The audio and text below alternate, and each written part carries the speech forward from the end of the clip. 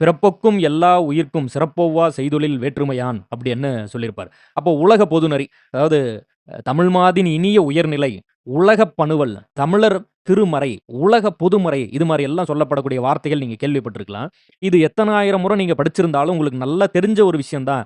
இதிலிருந்து அப்படின்னா கூட பல்லாயிரம் முறை சொன்னா கூட அது தகும். நீங்க வந்து எத்தனை முறை வந்து நம்ம தேன் எடுத்து பருகுனாலும், அது ஒவ்வொரு முறையும் சிறந்த ஒரு ஒரு இனிய சுவையை தருவது போல, திருக்குறள் நீங்க மீண்டும் மீண்டும் எடுத்து எடுத்து அந்த ஒரு குறிப்பிட்ட பகுதிய படிக்கும்போது வந்து அது பெருமை மிகுந்த ஒரு வாக்கியங்களா தான் அமையுது. எத்தனை ஆயிரம் முறை படித்தாலுமே கூட நம்ம வந்து மீண்டும் மீண்டும் அத படிச்சுக்கிட்டே இருக்கலாம். அந்த அளவுக்கு சிறந்த சொற்கள், சிறந்த பொருள் வந்து இருந்துகிட்டே இருக்கும்.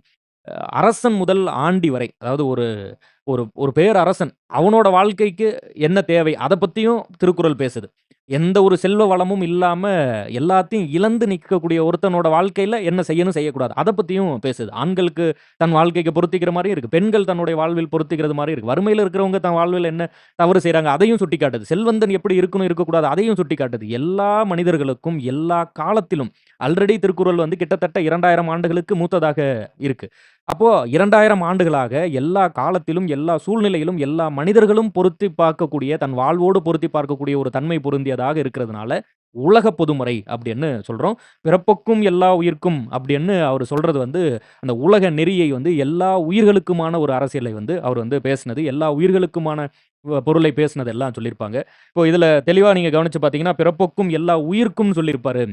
அப்படின்னு நமக்கு வந்து அத மென்ஷன் பண்ணி பேசுறாங்க. அது எப்படின்னா, "பிறப்பொக்கும் எல்லா மனிதருக்கும்" அப்படின்னு சொல்லாம, "பிறப்பொக்கும் எல்லா உயிர்களுக்கும்" அப்படின்னு பேசுறாரு அப்படின்னு இதுல வந்து நீங்க அந்த உயிர்மெய் நேயத்த வந்து புரிஞ்சுக்கணும்.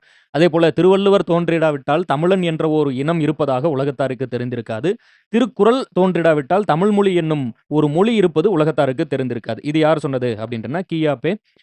விஸ்வநாதம் அவர்கள் வந்து சொல்றாரு. இதுல என்ன கேள்வி கேட்பாங்க அப்படின்னா, அந்த ஸ்டேட்மெண்ட்ட குடுத்து யார் சொன்னது? அதுதான் கேள்வி கேட்பாங்க. ஸோ, அப்போ அத வந்து நீங்க தெளிவுபடுத்தி ஞாபகத்துல வச்சுக்கணும். இது மீண்டும், மீண்டும் படிச்சு பார்த்துக்கிட்டே இருங்க. பெருமை மிகுந்த ஒரு மொழிய நம்ம வந்து பேசுறோம். பெருமை மிகுந்த ஒரு மொழியில படிச்சு மனப்பாடம் பண்ணி தேர்வு எழுதி நம்ம வேலை வாங்குறோம். அப்படிங்கிற ஒரு பெருமையோட படிச்சு, அதுல வந்து நல்ல ஒரு ஒரு உழைப்ப குடுத்து, அந்த மொழிய வந்து நல்லபடியா படிங்க.